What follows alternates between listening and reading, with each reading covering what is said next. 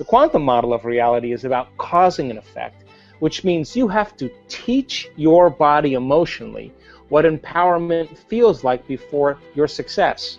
You have to be whole before your healing. You have to be in awe before the mystical moment. You have to feel freedom and abundance before your wealth appears. And when we do that, then to the materialist it would seem really insane or foolhardy because the event hasn't happened.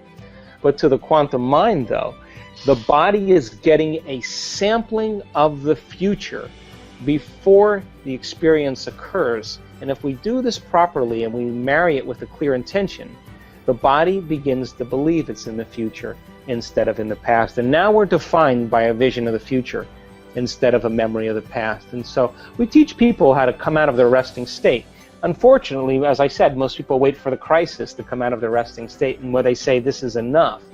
But everybody already knows how to do this, because everybody that's on this call has already done something great in their life. And what did they do? They made a decision. They had a vision. They got inspired by that vision. They decided what thoughts would support them to that vision, what behaviors and choices they were going to make. They felt enthusiastic, and they began to get their behaviors to match their intention, and they changed. Now think about it when we set out to do something and we didn't accomplish it. We got lazy, we had a vision, we got emotional, we got too busy, stress got in the way, we had social appointments, and we traded that vision for mediocrity. So we come out of our resting state, and the body has to be energized with a new frequency. And we were capturing in our last workshop probably 40,000 times the amount of energy in people's brains when they did this. Now, 40,000 times the amount of energy, give you an idea. When people's brains are firing in normal, limited consciousness, we're about 10 to 60 microvolts squared of energy. We're talking about 1,000,000 microvolts of energy in a person's brain. I mean, you can charge your iPhone with that. That is how powerful we really are.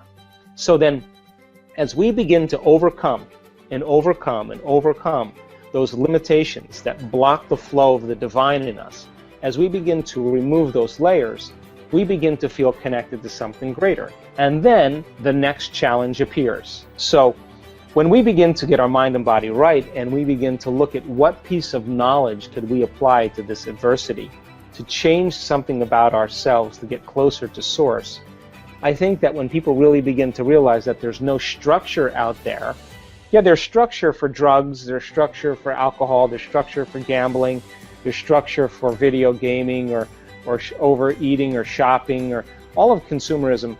You take a pill and it makes that feeling go away immediately. You're going to correlate that internal change with whatever you did to take that, and you're going to develop an attachment or an addiction. And what that does is it begins to broaden the gap. And you could be the wealthiest, the most successful, the most popular person, the most good-looking person in the world, but if you haven't overcome that emotion right there, you haven't evolved in one lifetime. And this is where we have to begin to look at where we're going to make the biggest contribution to ourselves, because as we begin to understand that the soul cannot create a future experience, and the soul wants to really have new events and novel experiences. If you're living by the same emotion every single day, and you're anchored emotionally in your past, and your body's been conditioned emotionally to be in the past, then until you overcome that emotion, the soul can't get on with creating anything new, because for the most part, you're bound to a past experience. So when we begin to overcome the emotions, then we're literally pulling our mind out of the past, and that's when we begin to create a new future. Because the simple premise is this: your personality creates your personal reality. And your personality is made up of how you think, how you act, and how you feel. So the present personality, called Panache, has created the present personal reality called his life. So if Panache wants to create a new personal reality, a new life, then he's got to become conscious of those thoughts he's been thinking and change them.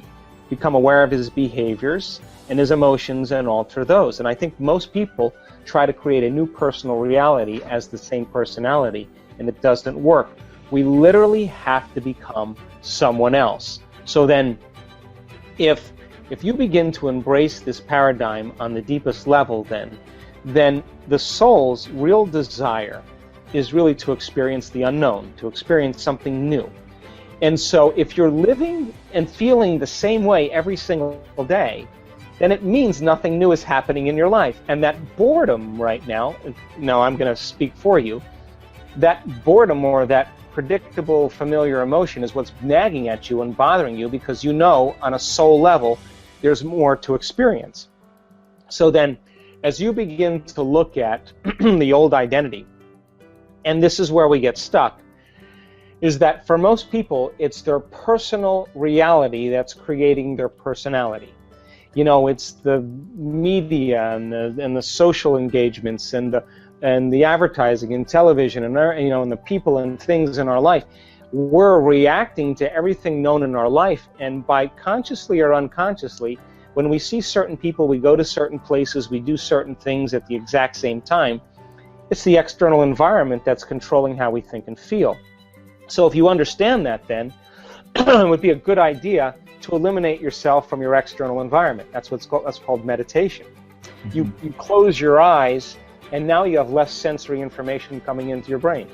You put in earplugs or you play music, and that fills the space. So now your inner world starts becoming more real than your outer world. You put your body away. You're no longer your body. You're no longer a face. You're no longer identity. And if you do it properly, you'll forget about time.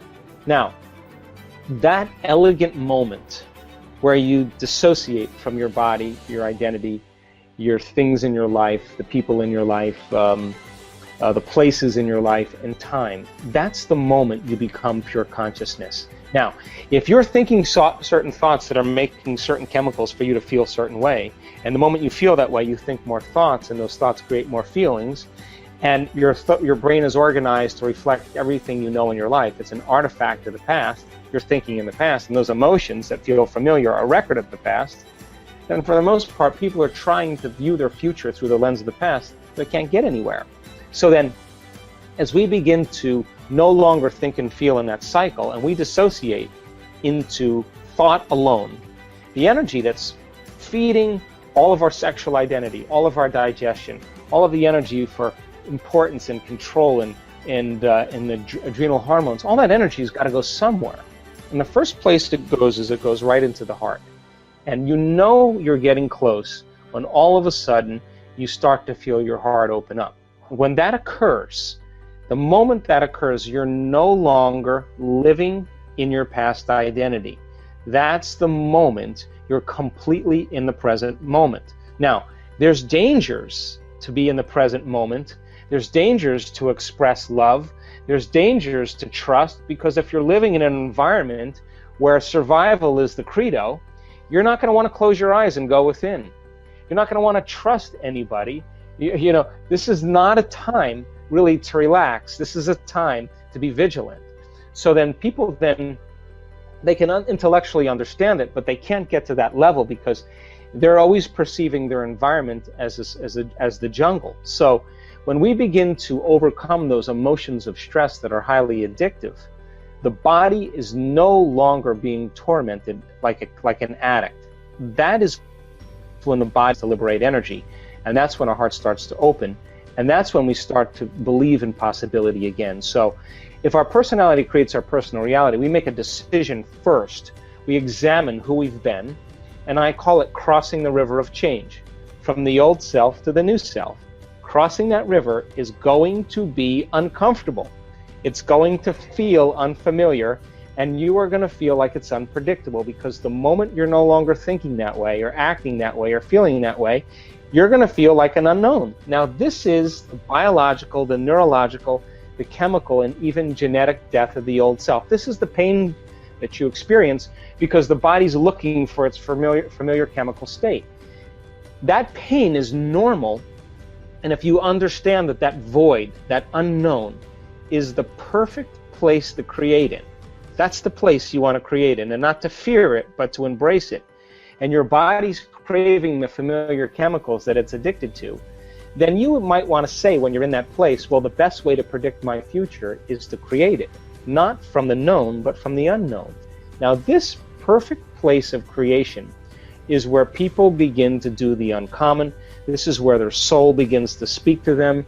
This is where they see a greater purpose for themselves in their lives, and they're no longer playing by the small-minded games any longer, because they're connected to some bigger vision in the future. I think transformation is really the one thing that I'm more passionate about than anything else. And so I think number one, taking time out of our busy day for ourselves is the greatest service that we can do for ourselves, for our family, for the people we work with, and for our community.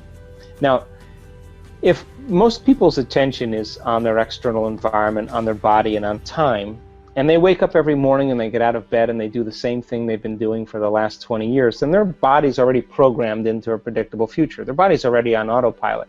They have a thought of the coffee pot, and the next thing they know, they have coffee in their hand. They have a thought of the shower, the next thing they know, they're in the shower. They have a thought about going to work, the next thing they know, they're in their car. So their body is following their mind. If they're living by the same emotions every single day, then their body, for the most part, is in the past, because emotions are a record of the past. So finding the sweet spot of the present moment in our meditation is so highly important, because the body has been trained to be in the future. So then most people, when they take their meditation and they stick it in as another thing to do so they don't have to feel guilty, that's not the answer either. Working with your body and understanding that it's the animal, and we do this in our workshops. We make people, we don't make them, we ask them in their meditations to really get to that point where they're unfolding in that infinite field of potentials as thought alone. In other words, if you're going to heal yourself by thought alone, or create something in your life by thought alone, then you have to become thought alone. This is the key element where all of a sudden now, when you keep practicing bringing your body back into the present moment, and you become aware that it's thinking about, well, what about this thing I have to do, and this plane I have to catch, and this contract I have to sign, and that person I have to call, that's a predictable future. And you become aware that you're investing your energy into that reality, because where you place your attention is where you place your energy. Or you're living by some emotion of impatience or frustration or vigilance, then you're siphoning energy out of the present moment, and you have no energy to create with. So every time you become conscious that you're moving out of the present moment, and just like riding an unbridled stallion, every time you bring that body back into the present moment and you relax it back down into the present moment and you surrender into nothing, every time you do that, you're reconditioning your body to a new mind. In other words, you're not allowing your body to become the mind. Now, people will say, well, that's going to take a lot of work. And I say to them, well, what's the alternative? What do you want to do? Do you want to do drugs? I mean, nothing is going to help you to get to the present moment but you. And if you practice being present every single day in your meditations, you will be more present in your life and less preoccupied with that worst case scenario, or that moment where something could go wrong, and living by those hormones of stress. And your body then finally starts to trust you. And when your body finally starts to trust you is the moment it's not worried about the unknown. The unknown is no longer dangerous. The unknown is actually an adventure.